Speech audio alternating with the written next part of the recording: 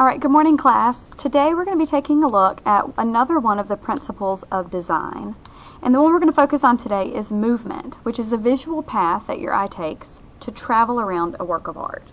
So typically we will have a series of like a main focal point and then a series of smaller secondary and tertiary focal points that our eyes are visually led to based on the compositional choices that the artist has given us. So what it tends to look like and how we're going to diagram it is we're going to circle a focal point and then draw lines for leading arrows leading us to the second, third, fourth, and so on around a work of art. So today what you'll need is one of our green Art Talk textbooks by Glencoe. You can get that from the back bookshelf. And you'll also need a pencil and a piece of tracing paper. I'm going to be working today with an Expo marker and a piece of transparency, just so you can really clearly see what's going on here in this picture. When you get your piece of tracing paper, the first thing I want you to do is write movement practice, your page number, and your name across the top edge of the paper. That way I can grade it. The next thing you're going to do is outline the edge of the border of the painting that you're looking at. The painting that I'm going to diagram for you today is called Country Dance, painted in 1929 by the artist Thomas Hart Benton. So today, what I'm going to do is start off with circling the main focal point of the painting, the very first thing that catches my eye when I look at this. And for me, it is going to be this figure here in the foreground. I'm just going to create a very loose outline around him. He is the main focal point for me because he's the biggest thing, the biggest figure in the room, and he's the closest thing to us. So typically we read a painting from the foreground to the background. Not always, but usually. So for me that's the most important figure. And I'm going to label him with number 1 as my starting point. The next thing that I want to do is figure out where I travel next and what are those leading arrows to get me there. Now naturally the next thing I'm going to see is this couple here dancing together. And there are several arrows that are helping lead me to that couple as my second focal point. The first thing that I notice is the violin or the fiddle that this man is playing. The angle of it is moving us towards the right, towards the couple. We also have his arms perfectly lined up, also leading us over to the right. His gaze is also looking towards the right, so he's visually, sometimes we follow the path of someone's eyesight. And then last but not least, his leg acts as another nice leading arrow. And his leg leads us right up. We've got the swooping curve of the woman's red dress, and we also have this really nice curve of this man's leg. And if you even look, the lady in the background behind them dancing, her body also acts as a really nice curve. All of those things leading us up to the body, the faces of the couples dancing. 1, 2, 3 nice little arrows in a row. Now once we check out this couple dancing, we really take a look at their faces. I would say that's a very important part. I'm actually going to label that number 3. And then we travel and we continue up their arms to their hands. That's a really nice, delicate, interesting intersection point in this painting. So I'm going to label that one number 4.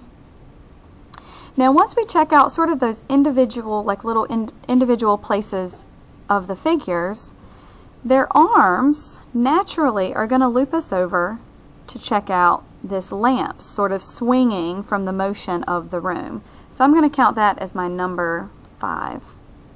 And now not only do their arms and hands point us in this direction, but there are also very subtle little lines and rays coming from the light that kind of help lead us to there. Once we check out the lamp, naturally there are lines from the light coming down on the other side. Those are also little leading arrows, and those lead us down to this man dancing in the background. His hands and his body then help lead us to his dancing partner right here, who is this lady in white. She is we'll count him as number 6 and we'll count her as number 7. Our next sort of interesting focal point. And then one of the things that an artist likes to do usually is they tend to like to eventually loop their way back around to their starting point. And notice the bright white of her hand and arm will point us straight back to the man playing the fiddle in the foreground. So this artist has set up a very nice visual movement for us to follow all of these paths to get back to our starting point. And that is how I would diagram that. And you can make it a little bit neater, but that's the best I think I can do with a dry erase marker. Now once you've completed the main visual movement of the piece, the next thing I want you to consider is what are some of the secondary visual pointing arrows that help simply lead us into the page. And this painting has quite a few of them. If you notice here at the bottom we have this rug, and the angles of this rug on both sides help point us in and up to our figures dancing.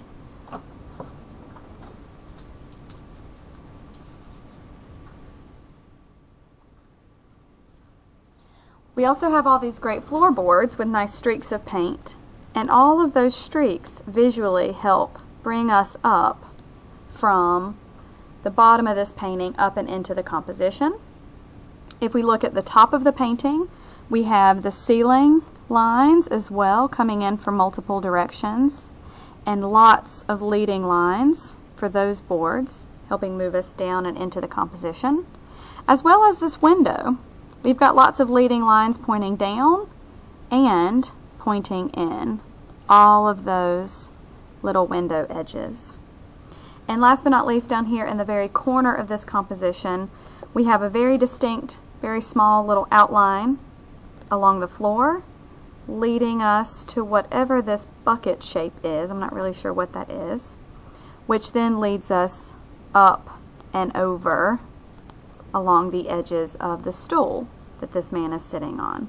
So now I've incorporated all of the leading lines and kind of gotten a good visual of what this looks like. Now let me show you what this looks like with a blank piece of paper behind it so you can kind of see how this diagram all fits together.